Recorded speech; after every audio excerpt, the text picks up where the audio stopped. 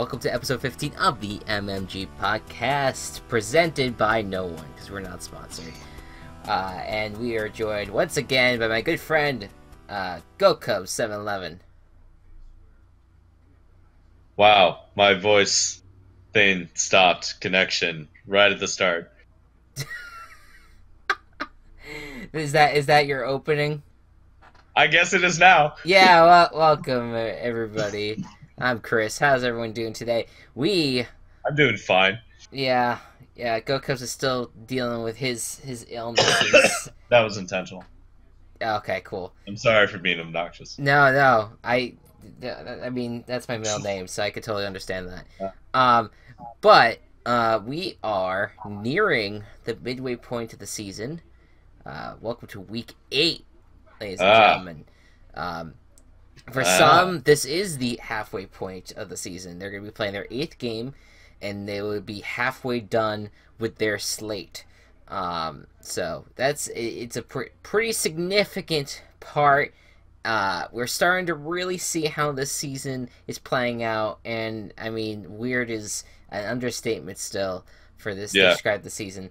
But I think, I mean, God knows we'll probably get it wrong, but next week I think we'll be prepared to give our Super Bowl picks. Yes, I will be. Yeah. I've been right on the NFC for the past 2 years, so we'll see how this goes. Yeah, I don't even know if I want to pick a winner. I just want to put the two teams in there. Yeah, I mean we could. I mean I'm fine with picking the Super Bowl. It's just usually when it comes down to that final game, like everything goes out the fucking window. It's right. Ridiculous. So yeah, we'll see though. I'm really looking forward to predicting those next week, and we have a pretty decent slate of games ahead of us. A lot of interconference matchups.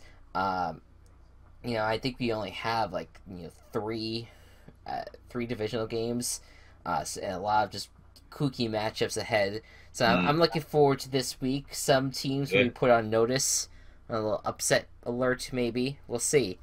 But let's go backwards first, and let's start with Week 7. A game, or rather a week that was not very exciting, except for the Thursday night football game between the Chiefs at the Raiders, a game that had, I believe, 7 or 8 lead changes. That's a lot of leads. That ended up leading to one last Raiders, touchdown drive that included a whole bunch of penalties near the end and 2 untimed downs. I'm sorry, I think 3 untimed downs to get them a touchdown to win the game. It was definitely the best, or definitely among the best games of the year to this point. Between that and the Rams and Niners games, both on Thursday night, which, I mean, everyone complaining about Thursday night football should be disappointed by those outcomes. But very interesting now. The Chiefs starting out 5-0 the year, now 5-2, and the Raiders now sitting at 3-4, saving their season essentially. Also, Marshawn Lynch got suspended after he ran onto the field and grabbed the official. It's not good. So he will be out for this week against the Bills. But great win for the Raiders.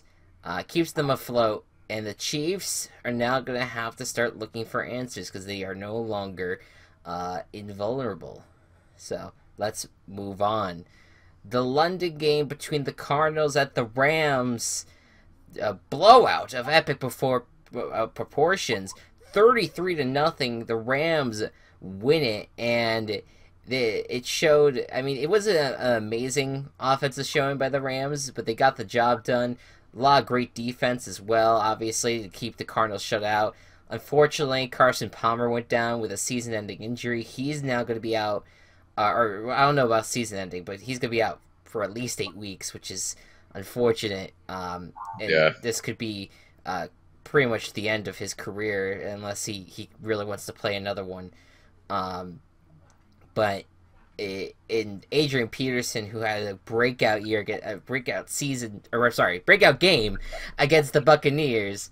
Yeah, that did not translate into this game. No.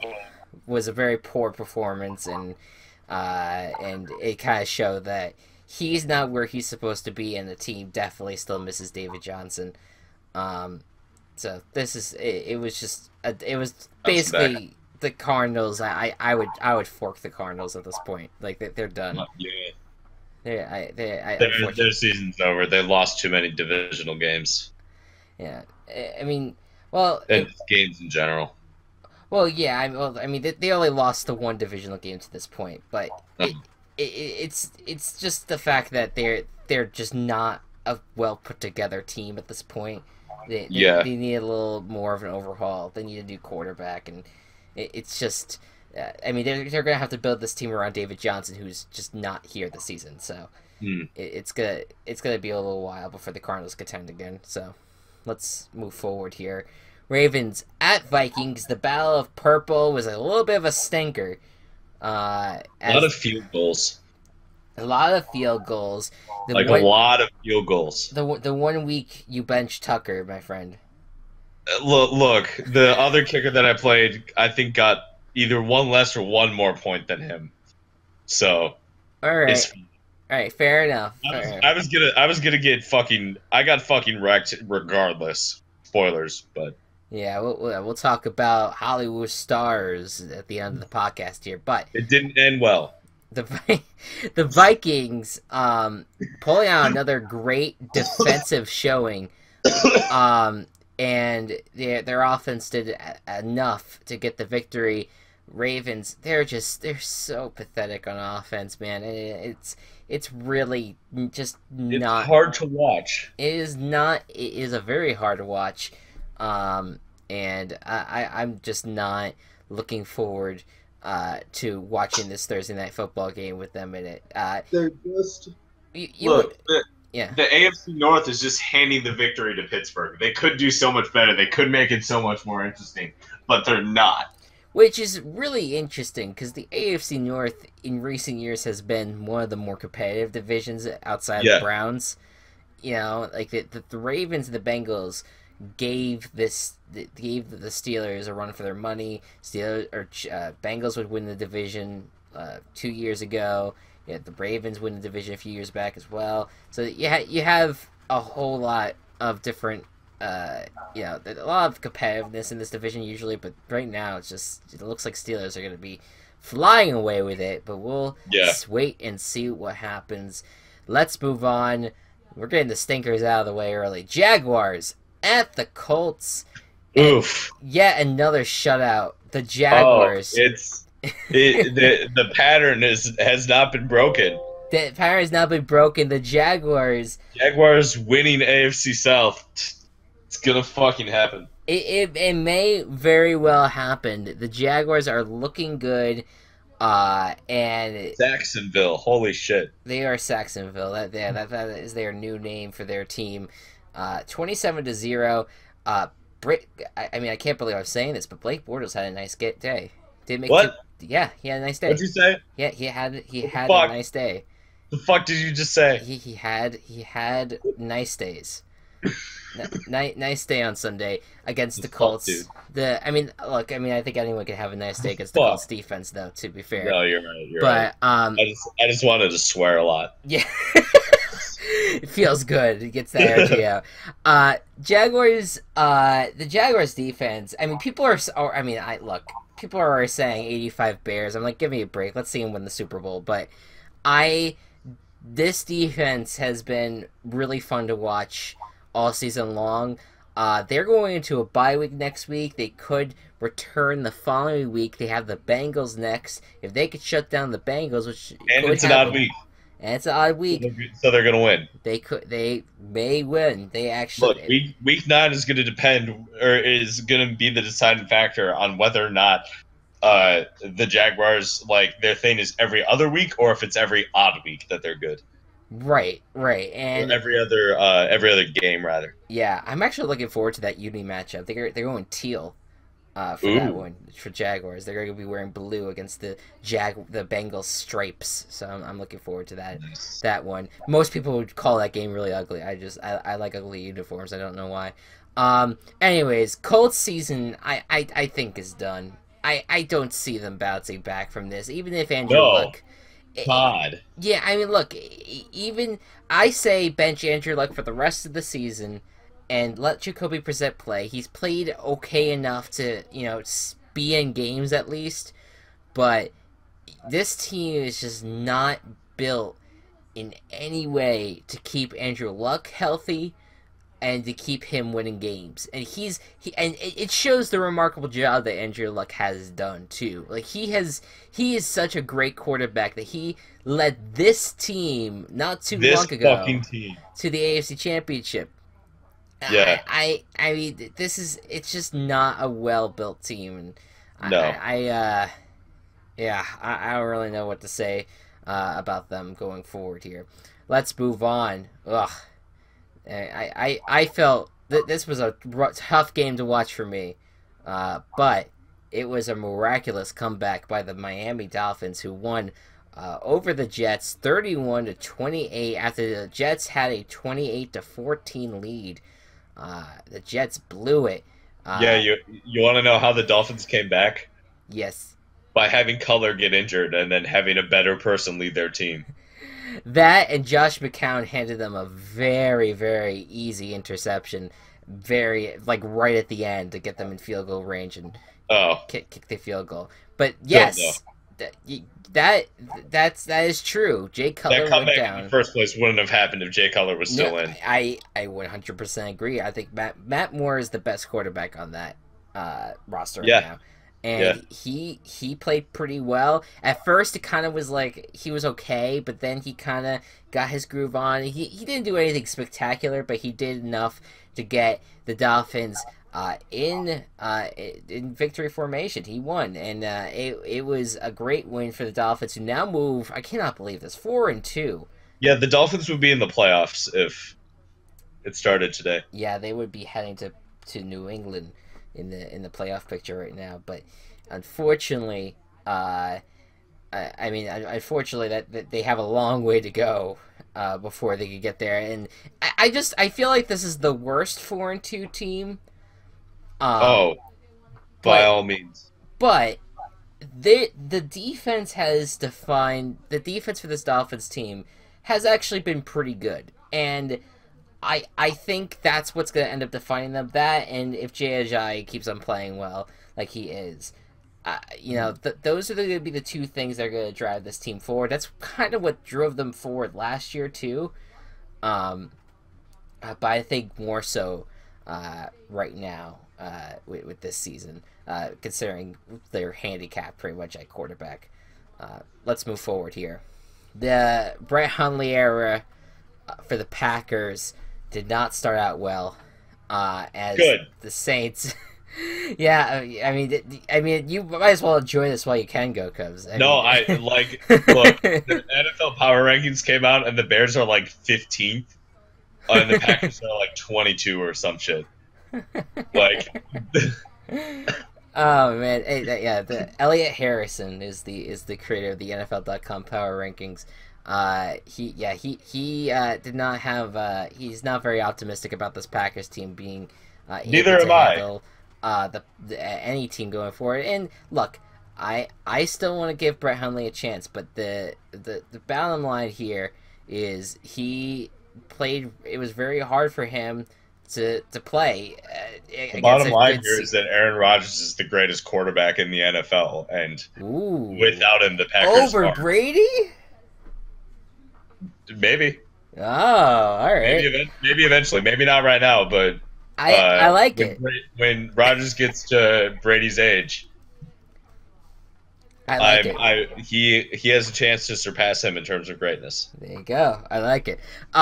Look, Brett Hundley, he just did not perform well at all, and it didn't really help that the Saints defense is actually good. Brees did not have a really great day. He had 2 interceptions, but he still was able to have he had a pretty nice running game going with Alvin Kamara, Mark Ingram, and he's doing this team has been known for its offense, but it's been really their defense who has been performing at a peak level, and that's why they're on their 4-game winning streak at this point. I believe the longest in the NFL, if I'm not mistaken. Oh, maybe behind the Eagles with 5. I would say, yeah, that sounds right. Yeah, I have to look. But the Saints on a really nice streak right now, and it's gonna be a battle. I cannot believe I'm saying this, but it's gonna be a battle between 2 great defenses next week between the Bears and the Saints. Yeah. What the fuck? Yeah. Anyways, arguably, I think the best game on Sunday between the Buccaneers at the Bills came down to a last a 3-play 70-yard drive or something like that, where the Bills were able to clinch the victory over the Buccaneers. Buccaneers had a very long lateral play to try to maybe pull out a miracle victory. It didn't work out for them, but didn't work. Tyrod Taylor, LaShawn McCoy, and they have such a solid running game right now. And the leading receiver for the Bills, I think, joined the team 2 weeks ago or something like that. He was not on this roster when the Bills opened the season. The Bills' defense continues to do well, although this was kind of a rough game for them. But the Bills I believe this is their 3rd win at home. I believe that they're 3-0 at home at this point. They're having a really solid start this season, going 4-2. Also in the playoff picture, they would be playing the Tennessee Titans if they were in if the season ended today. So 30-27, and not a terrible game for the Buccaneers offense, but I can't really say the same for the defense that's still missing some key stars, right, injury wise. All right, you want to take this? Go Cubs. Panthers at Bears. All right, so I was really excited for this game because these are my 2 favorite NFL teams, and it should have been a lot closer than it was because the defenses on both sides were extremely dominant. Mitchell Trubisky became the first quarterback for a very long time, first starting quarterback for a very long time, to throw only 7 pass attempts and still win the game.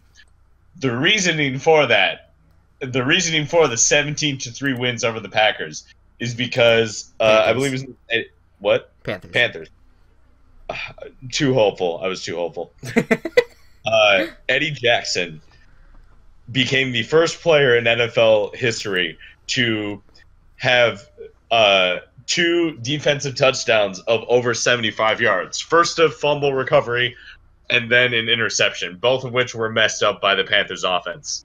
And that was an amazing thing to watch. I will say that. Yeah. So yeah, it was a battle of defenses. I don't feel bad about picking the Panthers because that game honestly would have been closer to 3-3, and if those 2 plays didn't happen, the Panthers were in field goal position for both of them. It just came down to both of those plays by Eddie Jackson and then one really good pass to Tariq Cohen for the Bears, which is why the Bears ended up victorious. But what a win that was! Yeah, a huge victory for the Bears, and I was thinking, that this was just a team that was not, I was maybe gonna have some wins over not really great teams or not. This is a Bears team that's really in it, and somehow, I mean, look, I think this team has one of the better offensive lines in the league, although that didn't really work out too well for them this past Sunday. But they have a great young defense, and they are carrying offense does not have a lot of weapons right now. Has to rely on their run game. Yeah, we're really relying on our run game. We just need wide receivers. Yeah, we had 2 at least decent wide receivers go down during both preseason camp in week 1 and Cameron Meredith and Kevin White. And I feel like if we had them, we could actually be like serious playoff contenders. Yeah, and I mean, there's I think that it's gonna be tough. This is I mean, it's tough for any team, you know, looking at like how deep this conference is right now with the right. NFC. It's tough for me to really see the Bears making it, but I don't think it's not out of the question. You know, I thought it was, and now after what happened there, I mean, the Panthers just were horrendous, and it just seemed like Cam Newton was back to what he was. I mean, prior to I guess like the Panthers Patriots game. You know, like he's just not in good shape. And I don't know. There's a lot of questions I have for that team right now. What a win for the Bears. What was the other stat you showed me? The first time since 2005 that a quarterback only passed for 7 less attempts. I think so, something like that. Yeah, it was 2005, and it was 2006. The Panthers on Christmas Eve in 2006 were the last team to win a game with 7 pass attempts or fewer. They were coached by John Fox. Yeah, that was the stat I wanted you to read. I can't even I can't believe the result of this game. I was thinking if the Bears were to win, it would be a lot closer, but man, those 2 touchdowns really just drove that home, and A. Jackson is a star in the making for sure. Yeah. So let's move forward here. Another ugly game, but it was a lot closer here. The Titans at the Browns. Only field goals scored in this game. So if you had either Ryan Suckup or Zane Gonzalez here, I mean, you guys were in luck. The Titans were able to pull out in overtime a victory. And I mean, I don't think that you can really be optimistic about either of these teams. Titans offense just not meeting expectations. I mean, the defense made some good plays, but even, the defense also has a lot of freaking issues, and they were also against the Browns. Browns, meanwhile, I think they could be a little optimistic about their defense. Myles Garrett's playing pretty well, but just everything else is not working out, and their offense is. That's what their offense is. Yeah, I was gonna say, just don't say anything more. Yeah. The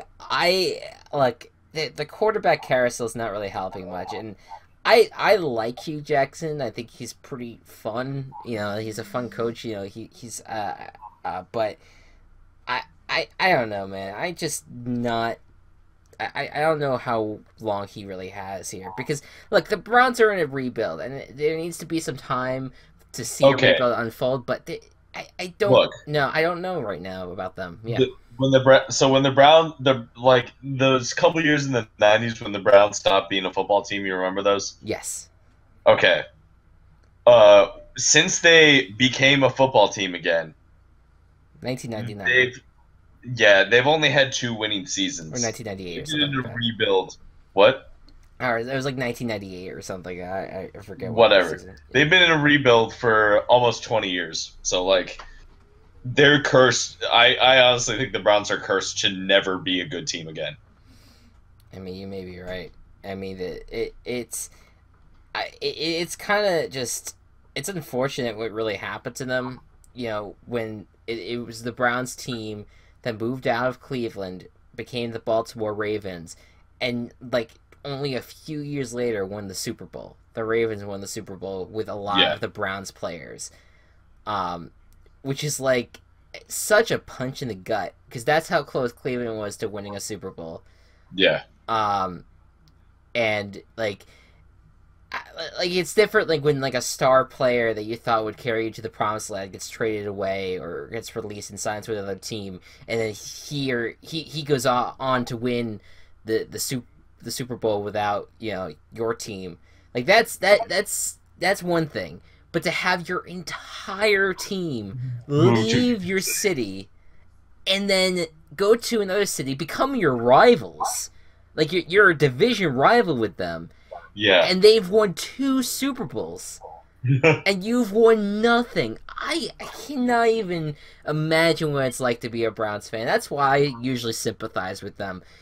But they also have a racist baseball team, so. Well, there's that. Moving on here. The Cowboys at the Niners.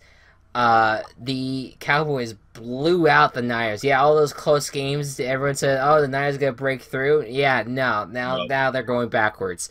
40-10, and what a lock this was for you, because this was just an absolute romp by the Cowboys. It was, one beautiful offensive play after another. Defense played pretty well, too, to keep the Niners contained. And really just coming off of a bye week, especially with all the drama still happening with Zeke Elliott, this was a really impressive performance. Zeke is going to be able to play next weekend as well because they pushed off the hearing to October 30th. So this is now Cowboys and Redskins going to be very intriguing when that comes around. We'll talk more about the Redskins in just a little bit. Moving on here. Yeah, the Giants, they did what I expected them to do after pulling off one of the more impressive upsets. I did not think that was going to be their first win of the season. You scored first, though. Yeah, right. Well, here's the thing. Yeah, I was like, all right, they beat the Broncos. That's pretty significant.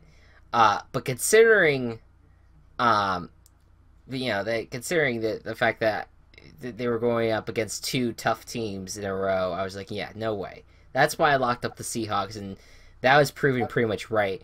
The Seahawks, 24, just ends up really beating up the Giants, and yet another weird play, officiating weird thing happened at MetLife Stadium this time. First, it was against the Jets, against the Patriots a few weeks ago. This time it was the Giants, and I don't know if this was poor officiating or anything. I really don't really call either incident a poor officiating job. It just was weird. But Paul Richardson and Landon Collins, I believe, both went up for a touchdown or an interception. They both had the ball. They both had possession of the ball as they both went down, and they were basically fighting for it in the end zone.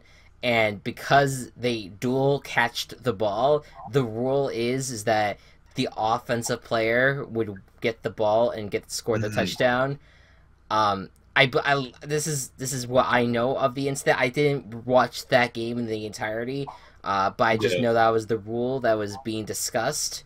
But it's just another odd MetLife Stadium play. That basically squandered any hope for a Giants comeback, and yeah, it was just a tough day for the Giants. Their offense just did not get anything going. Their defense played pretty well, all things considered, but it's not enough. In the Seahawks, Russell Wilson continues to do really well. Jimmy Graham's having a weird season. He's dropping a lot of balls. I don't know what's happening with him, but their defense also is looking good, so pretty interesting 4-2 team. Seahawks are always a contender, but I don't know if I'm necessarily impressed with them yet, but we'll see next week with that team. Okay, moving on. Bengals at Steelers. The Steelers took down the Bengals big time.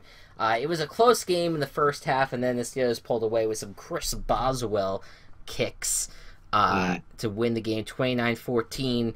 And as we were just talking about earlier, it seems like the Steelers are pulling away at this point. Yeah. The Bengals... Especially with that win. Right. I mean, they now have... I believe they're 3-0 in the division now. Yeah, probably. I think. For sure. Yeah. What were the Steelers' 2 losses? Oh yeah, the Bears and Jaguars. Go figure. Which is so weird. Yeah.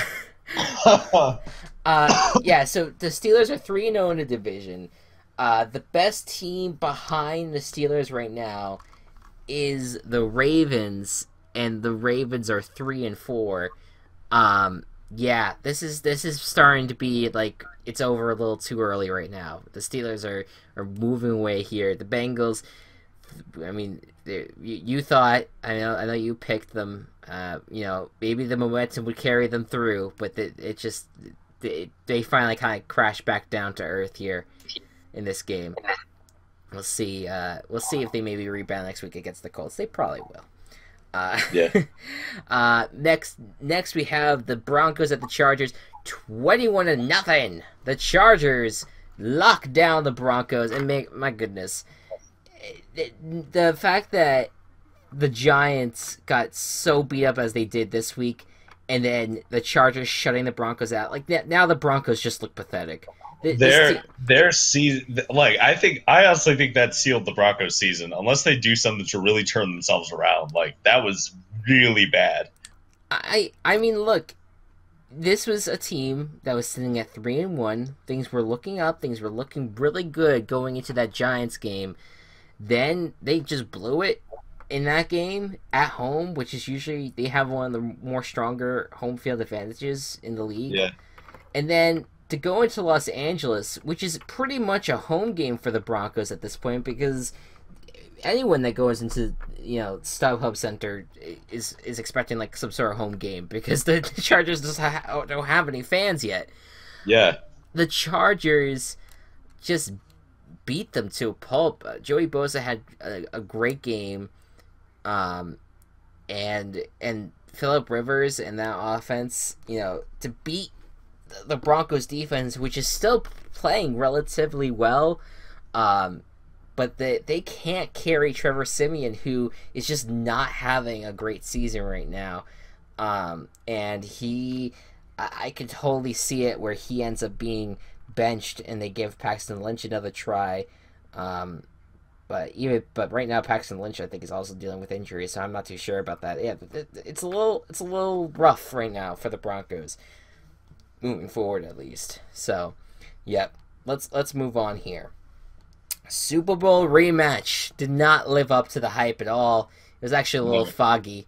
I want to say a little, I mean a lot, to the point that that the overhead cameras had to actually be like Madden view, where you look behind the offense as they're marching up and down the field. It was a weird fucking game, but the Patriots took care of the Falcons 23-7. I had a friend who said there was some sort of conspiracy that the fog was manufactured to fuck with Atlanta. Well, I think there's a lot of theories out there I think Atlanta's just not the team they were last year. Right, and look, I have a lot to say about the Falcons, but let me just respond to that. Look, when the Patriots do well, everyone wants to find excuses, and okay, go ahead with your fog conspiracy theory. We'll just sit here and watch as the Patriots got their defense back going, at least the rush defense a little bit back going, and their offense has been kind of struggling in the past few weeks, but they took care of business this week. They're looking good again. I mean, I'm not convinced yet with the Patriots, and I'm not gonna say they're not Super Bowl contenders, or no, they're not. I just don't think that this is a super team yet, like everyone thought it was. This is still a team that I still see struggles with, but they showed who the better team was last week. Now on to the Falcons. It's not so much that the Falcons are a bad roster. They still have a great roster. They still have all the players pretty much that they had last year, and they didn't really lose anyone. They didn't really gain anyone really either, but they still had this roster that was could still be high flying, could still be scoring a whole bunch of points a game and all that. The problem is Steve Sarkisian, and the Falcons coaching staff right now. I love Dan Quinn. I think he had a really great season last year, but his hire of Steve Sarkisian out of college, thinking that he was going to be able. And by the way, Sarkisian was the one that I believe called the college championship game. He was with Alabama. He was the offensive coordinator for Alabama when Clemson beat them.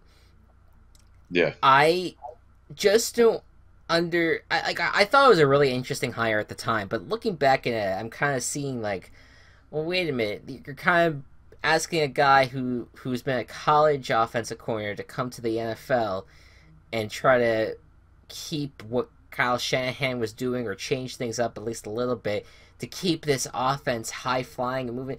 There was some weird fucking play calls during that game. Like, multiple times, like, there was, like, an early first quarter that they were going for a fourth down, and it ended up working out, but I didn't really get it. I guess they were trying to be aggressive, but the Falcons, to me, they're just trying too hard at this point, and it kind of showed that their emotions got the best of them on Sunday night. They wanted to kind of put on this face that, like, oh, we're aggressive, and they just tried too hard to be cute on multiple plays against the Patriots, and the Patriots pretty much got them every single time, like, minus, like, that early fourth down play. I don't really understand how we're supposed to feel about the Falcons this year, because I just don't think that the way that things are right now, this Falcons offense is nowhere near what they were last year, and that's weird considering that they have everyone back. Yeah. I think the coaching is the problem. It's got to be the coaching. And I'm not going to I think that yes, it's okay to be aggressive, but don't get cute about it. I guess that's what my point is. And they were trying way too hard to, like, pull these trick plays, and they were 2 or 3 yards out from the goal line on fourth down, and they throw the ball behind them. It was weird. I don't really understand what the fuck they were thinking on Sunday. Weird game. I think the game said more about the Falcons than it did the Patriots overall, but that's just me. Yeah. And finally, say again? Oh, I just agree. Oh, yes. The Redskins at the Eagles, and this was a very close game, 17-10 at halftime, and then it kind of got out of control late. As the Eagles took down the Redskins 34-24, and the Eagles are the best team in the league, 6-1 record. Yeah. I am really surprised at the Eagles team this year. And look, they had a strong start last year too, but I mean that ended up kind of falling apart. I think that was when Lane Johnson went down, or not went down, but he was suspended for 10 games. And he kind of came back, and the offense got back in motion. And look, the way they handled the Redskins was great. The biggest concern that I would say for the Eagles is that they lost Jason Peters last night. And they also lost Jordan Hicks, but I don't think that he's going to be as much of a factor. But losing Jason Peters is going to be significant. He was, according to Pro Football Focus, was the second best left tackle in the league, just behind Joe Thomas, who also coincidentally went down with a season-ending injury. I completely forgot about that. And that's going to be really unfortunate. I'm going to be sad if Joe Thomas retires. But he ended his streak of like over 10,000 snaps straight since I believe the start of his career. He's an Iron Man, and he's going to go down as one of the GOATs. I think the best offensive lineman of all time, or among them. He's really just awesome. And same with Jason Peters. He's had a great career, 9-time Pro Bowler, and he's just one of the best offensive linemen in the past decade as well. And to see him go down, his career might be over now, as well. He may retire, but the Eagles still were able to play well without him. Like, they were able to drive down, for a touchdown or two. without him present. But I that's going to be my biggest concern going forward, is that how well are they going to play with a little bit more of a depleted offensive line. As for the Redskins, I would say that they played pretty well on the defensive side in the beginning. There were some nice plays on offense as well. Like, I think the Redskins are a pretty well balanced team. I don't know if there was really anything significant, but they kind of just, I don't know, they ended up just killing themselves, down the stretch. There's too many mistakes on both sides of the ball that just ended up, sealing the Eagles' victory. But I wouldn't say the Redskins were embarrassed either in this game, or I can't really say any criticism for them either. So that is that. Let's just go over the records now. After this week, we had it was a mediocre week for games, but it was an excellent week for picks. Go Cubs went 11-4. I went 12-3. The difference was the Steelers beating the Bengals. I picked the Steelers. You picked the Bengals. Both of our team chaoses lost, so that was kind of like the game that I was watching to see what would happen. And what was your team chaos again? My team chaos was the Packers. Oh, right. Yeah. Okay. No, I'm just kidding. I got more. Yeah, right, Mr. Shutout. Anyways, we're now both sitting at 60 and 46 is our records. We're tied with records, but Go Cup still has the edge in points, which is what matters in this little mini competition that we got going on. It's what matters for us, not for anyone else, but for us. Yeah, but I gotta say, as rough as the season has been for picks, we're still in the top. If you look on NFLPickWatch.com, which has all the experts, keeps tracks of all the expert picks. I believe we're still in the top 50. Still. Are we actually? Yeah, we're doing pretty okay. I think everyone else is pretty much struggling with us in terms of picking these games. So we're doing pretty well, but we're tied in picks. But 2016 is the score right now in terms of points, and I'm still sitting behind him by 4. I need to. You gotta start getting the team chaos right, dude. Team chaos is gonna kill me one day, or you have to start getting your guarantees wrong. Either one. Oh yeah, well I'm not gonna do that because I'm picking good guarantee.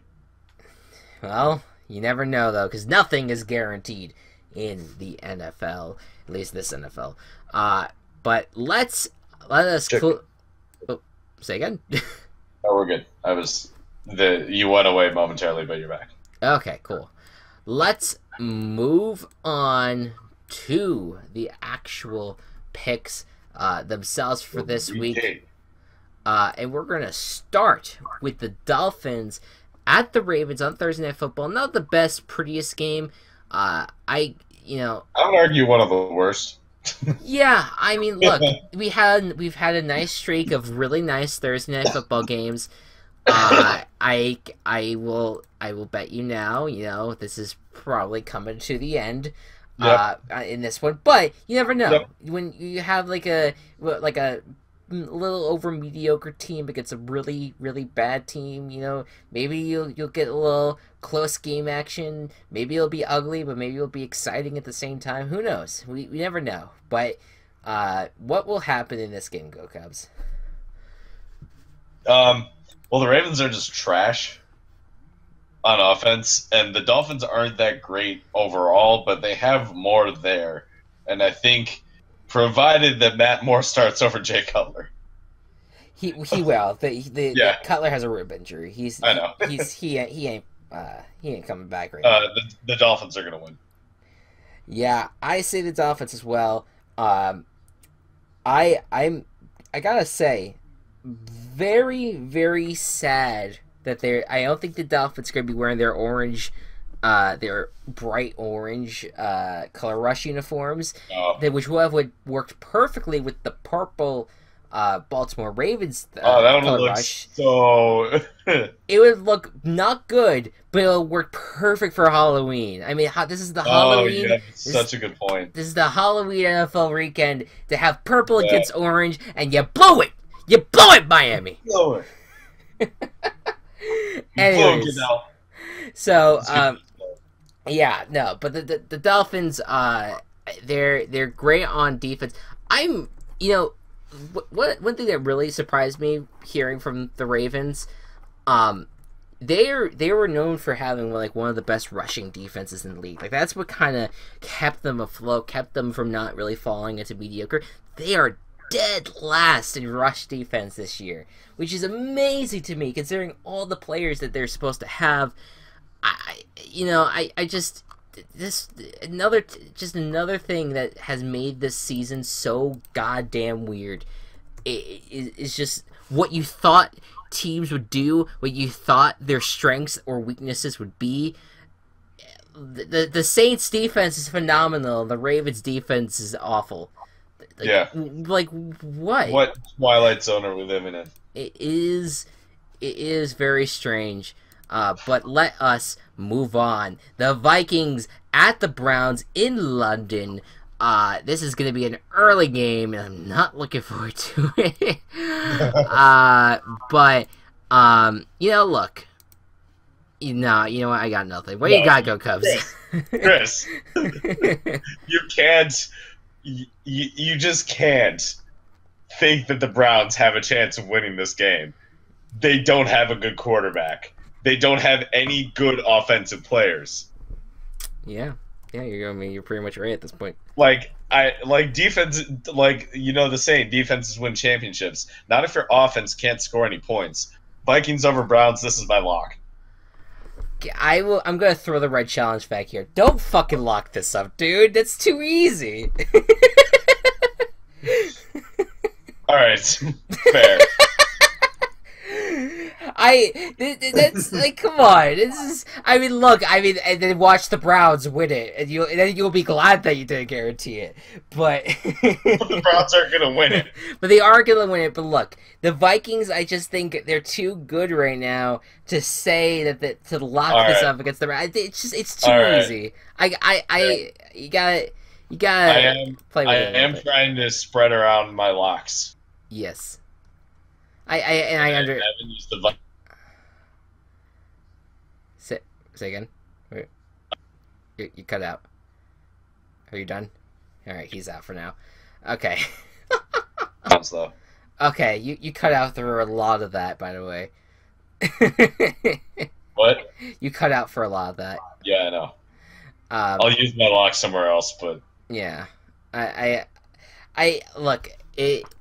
Just saying that I think that any lock against the Browns at this point it's too easy. Yeah, come on. Okay.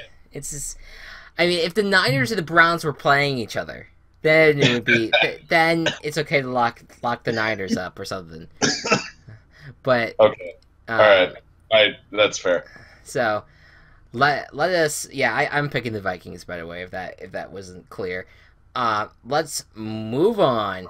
The Niners at the Eagles, and the Eagles high flying 6-1. 49ers now coming off a 30-point loss, having to go on the road. What are the chances here? Low. Fly Eagles fly. Fly Eagles fly. I agree. Eagles going to win it here. All right. Next up, Bears at the Saints. What do you got, Go Cubs? I honestly, I'm going with the Saints, but like, the Bears could pull out just another really fucking weird win, and I want to see it happen, but I don't know, dude. Yeah, I'm still picking the Saints, but. Yeah, I hear ya. I mean, the Bears are such a weird team this year. They are, and I'm looking at this game. I'm like, all right, this is a defensive game, which is weird, but I think the Bears just, even though they have a pretty solid run game, just have not really proven a lot on offense. The Saints have, and I just think the Saints are going to go with it. So you said Saints? Yeah, I said Saints. Yeah, I'm going Saints as well. And you know what? I'll guarantee it. All right. I'll throw the lock in there because I think that's a little. I think it's a little bit more of a closer matchup. I feel comfortable with the guarantee there.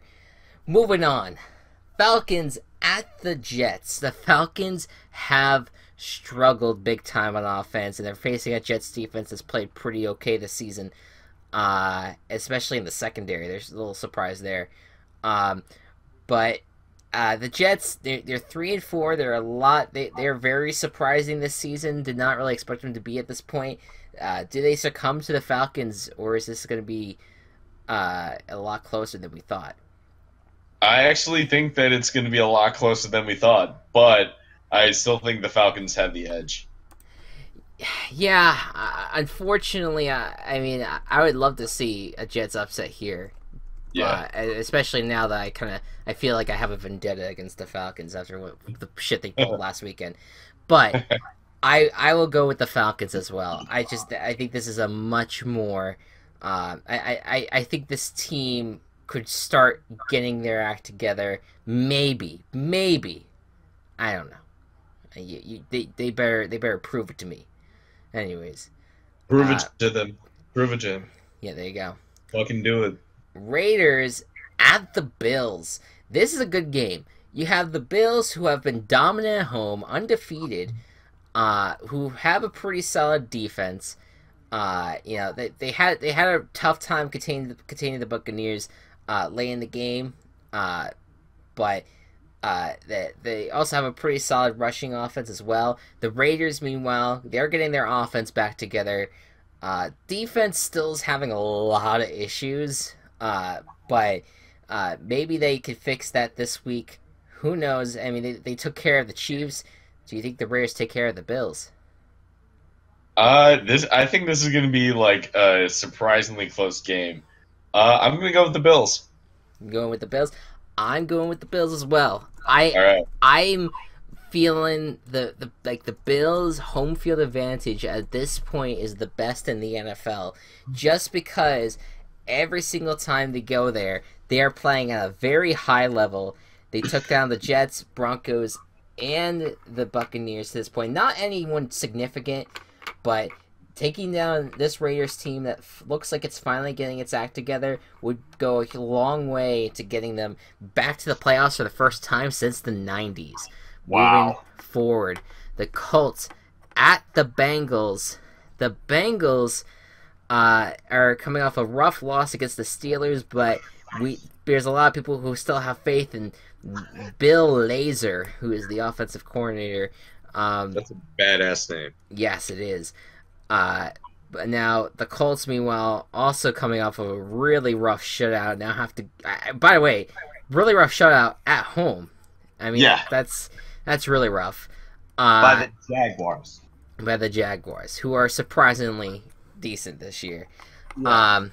Now they have to go on the road to Cincinnati, and I don't know. Is this? I actually think this is the first time the Colts and Bengals are meeting since the 2014 playoffs, if I'm not mistaken. Well, the weird thing about this matchup, yes, is that the Colts are in the AFC South, and the Bengals in Cincinnati are in the AFC North. And Cincinnati, geographically, is farther south than Indianapolis. That being said, the Bengals, both of these teams aren't. They just don't feel fully put together this season.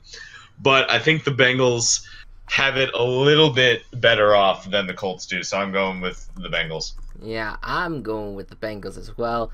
I cannot trust the Titans the Colts for the life of me. Cannot trust it.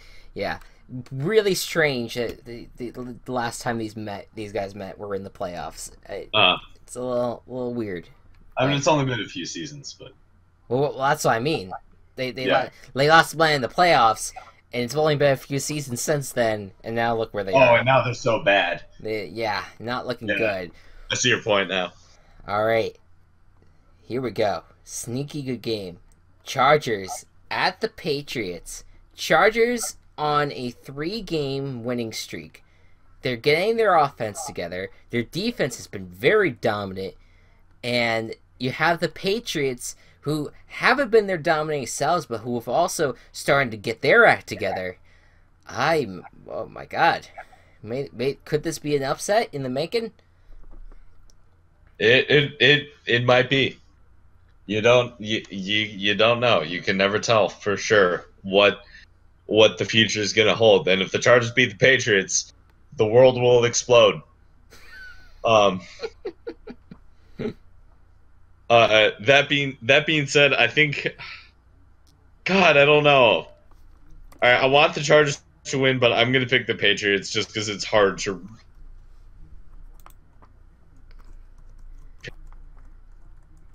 Hard to pick the Patriots, yeah.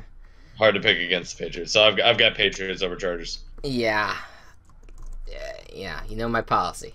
I mean, yep. This is. No, I know. This is one of those things that I look at and I'm like, it could very well happen, and if it does, like if you were to tell me a few weeks ago that the Chargers sitting at 0-4 would upset the Patriots, I would lose my mind. I would be like, what? Yeah.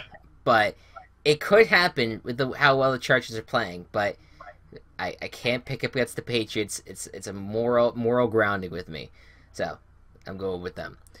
Texans at the Seahawks. A defensive game with 2 young quarterbacks. That could that will whoever plays better. Will probably end up winning the game. Deshaun Watson playing at such a high level, coming off a bye. The Seahawks, Russell Wilson having a really nice game against the Giants last week. Now he comes home. Go Cubs! What do you think? This actually might be a really fun game to watch.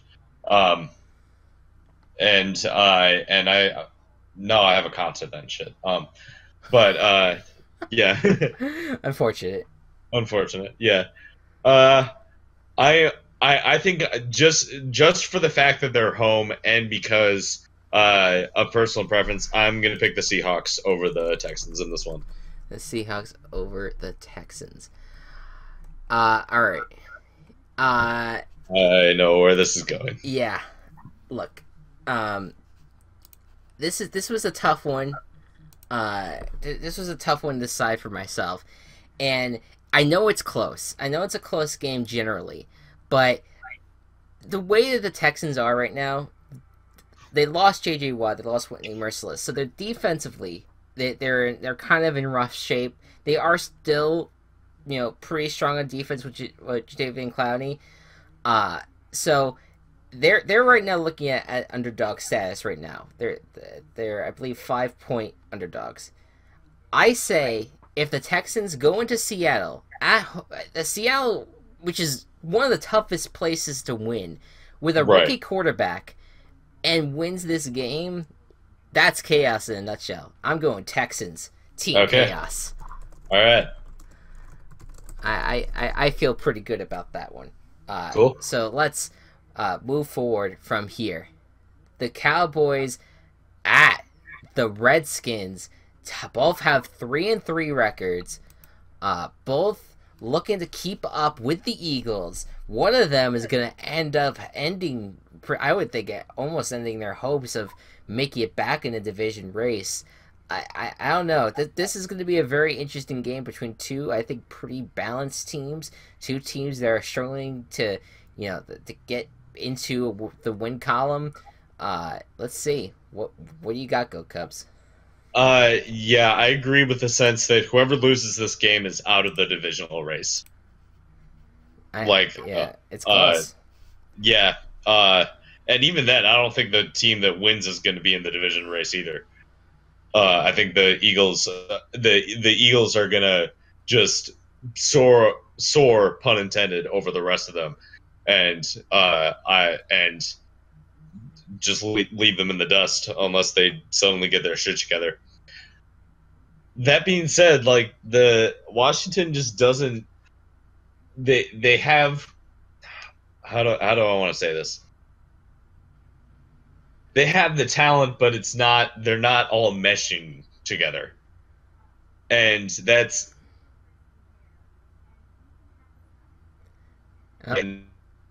He's out. Together. This is gonna. Oh, yeah. He's kind of in and out right now. While he takes time to recover there. Are you back now? I think so. Okay. Dallas. You're going with Dallas. Fuck, okay. I went on this huge long thing, but I cut out. That's what always happens. Fair enough. You know what? This one, I'm going to defer. I'm going to say the Redskins. I think what happened last week against the Niners was really nice for the Cowboys. It's going to look really good that they did that. But I still think the Redskins are one of the more balanced teams in the league. And I think the Cowboys are just still don't have a significant enough defense for me to really look at them and be like, okay, they're good. They're good. So, in my eyes, I'm going to go with the Redskins, but I think it could be a game that goes either way. So, good game ahead for that one. Now, Steelers at the Lions. Interesting matchup. I mean, the Lions have been struggling as of late. They could get back to their offensive ways, but they went from playing a really tough Saints defense to now having to face a really tough Steelers defense. Steelers, they've been surrounded by Martavis Bryant drama all week and over the past few weeks now.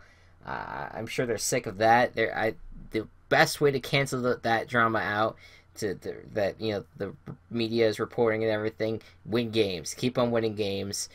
And this is good. This would be a significant one if they could win it while in Detroit. Which, by the way, fun fact, they won the 2005 Super Bowl here, in Super Bowl 40, I believe it was, in Detroit. So they returned extra large Super Bowl. Yes. So they are very familiar with this with that venue. So can they win again in there? All right, so first of all, I disagree, and the best way to get rid of the Martavis Bryant drama is to trade him to Chicago. Fair enough.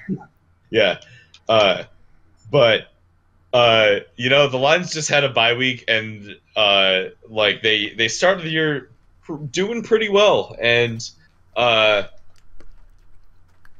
think have something there that maybe the bye week could give them some rest and time to rethink what their plan of attack going forward is. The Steelers have been relatively dominant. They ended the Chiefs' winning streak, and they won pretty.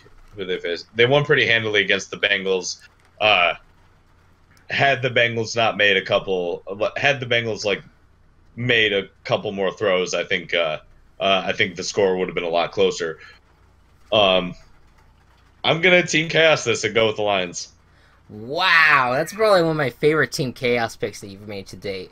Really? I think that it could happen. I mean, look, the Lions, even though they've struggled, I mean, this is the optimal game in prime time to beat a Steelers team that has, even though been dominant on defense, has had its issues on offense still. The Steelers are looking balanced right now. They're looking like one of the best AFC teams right now. They're right now projected to be the number 1 seed. If they lose this game, they are going to fall behind probably the Chiefs and the Patriots. After what seems to be, them trending upward. I could see it happening. I like it, but I have to go with the Steelers. I just think the Lions have struggled way too much down the stretch here that I don't know how quickly they're gonna be able to turn around, and I don't know if they could do it against the Steelers team. So we'll see what happens. I'm probably very wrong on this one, but hey, but you never know. The one thing that's in your favor, Lions are at home. Home field advantage is significant. Moving on, Monday Night Football, the Broncos at the Chiefs. This would be a much more attractive matchup if the Broncos, won the last 2 games like they should have probably. But instead of sitting at 5-2, they're 3-3. Their offense is not going anywhere. They're going up against the Chiefs' defense, which is actually having some struggles themselves. And I think the matchup really to watch is the Chiefs' offense being as high and flying as that has been against a really good Broncos defense. But will the Broncos defense be able to topple the Chiefs? I don't think so. Yeah. I think the Chiefs are all around the better team, and have a lot have a lot there. They've struggled the past 2 games. I wouldn't even call the Raiders' loss a struggle. That was a close game to the very end. Yeah, I mean, look, I just say the defense gave up a lot of points. Yeah, that's true. So I think the Chiefs have the better hand. I'll make this my lock: Chiefs over Broncos. Yeah, good luck. I'm going with the Chiefs as well. This is just not. I agree with you. I think this is this season's going to end up being over early for the Broncos, unfortunately. Yeah. So there you go. We deferred. They don't have a quarterback.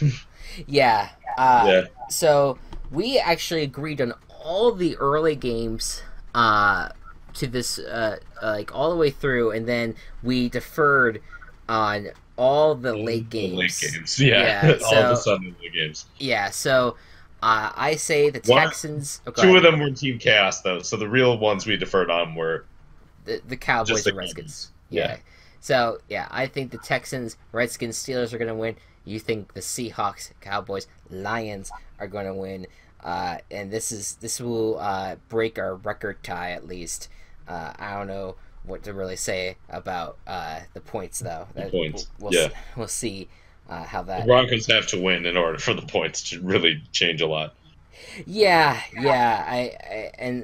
I think what I'm most looking forward to is I think that I think Steelers-Lions is going to be a very interesting game, actually. I'm very intrigued by that. I think a lot of the late games are. I don't know. I feel really. I feel like this week is going to be underrated good. You know, I'm really looking forward to all the games ahead. Week 9 and week 10 usually, these 3 middle weeks usually have some of the better games because it's the middle of the season, middle of the pack, and everything's coming together. It's really fun. I'm really looking forward to the next few weeks of football. It's gonna be nice. So anyways, we have one last segment to get to. I believe I think my soundboard is actually officially broken. I think the audience is actually dead. I mean that's kind of. Oh, why'd you kill them? I kind of forgot to feed them. You forgot to feed them. Yeah. Jesus. I like how we made the same joke at the same time. So anyway, I'll just try to imitate. It's time for Hollywood Stars. All right, as I alluded to earlier, we got fucking floored this week, 129-80. I only had one player. I had 2 players score above 10 points, and that was Kareem Hunt and Jake Elliott. Everyone else scored less than 10 points. It was bad. Not a good week for me. So, how will you rebound? I'll rebound by not starting Mariota this week. He's on a bye week, but yes, I'm also probably not going to start him in the future. Yeah, I think that's a good bet. Yeah. So I've got Alex Smith in as quarterback. My running back core of Melvin Gordon, Kareem Hunt, and C.J. Anderson in fantasy terms right now is amazing. Even though they didn't play that well this week, they're still extremely reliable, and I'm happy to have them in. A.J. Green will also be in again. Same with Kyle Rudolph. Vikings defense to take on the really terrible Cleveland offense, and hopefully give me a lot of points that way and save my week. I'm going up against a not so great team, so I'm not that worried about this week, and I should be able to remain in first place, hopefully. The wide receiver slot is going to be held by Terrell Pryor right now because Devonta Parker and Jeremy Maclin are both questionable for Thursday's game, and I am very hesitant on starting either of them right now.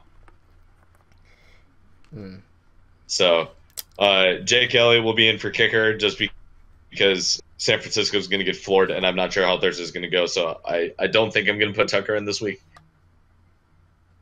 just because I'm really unsure about how Thursday is going to go for both teams. But yeah, I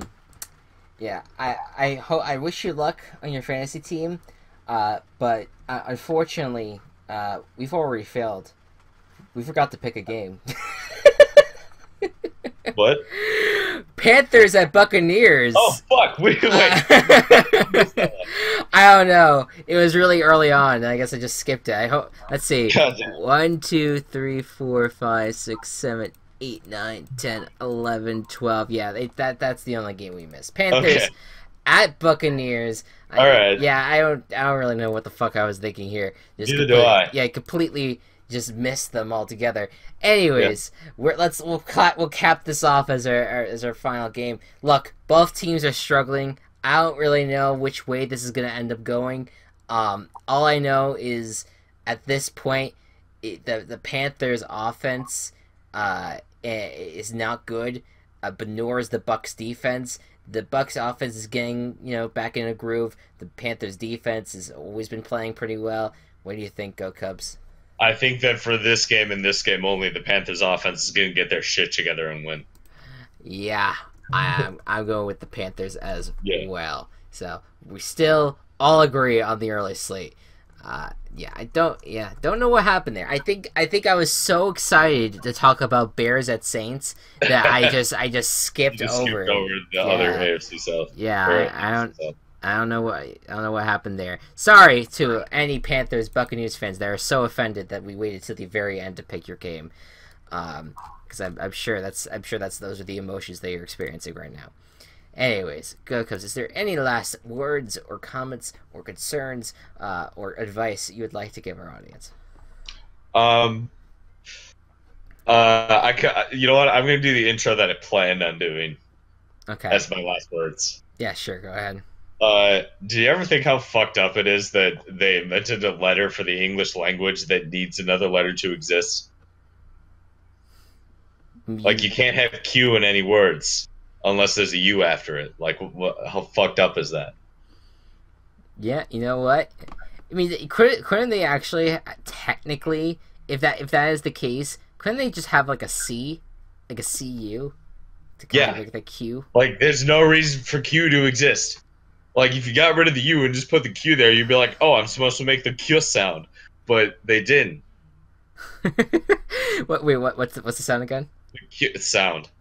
One more time, I didn't hear it. The Q. Don't worry. We heard all 3 attempts. Anyways, guys. Cool. Thank you all. Thank you, Chris. So much for watching.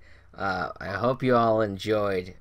Be good to one another. Be kind to one another. And I'll see you guys next time. Bye-bye.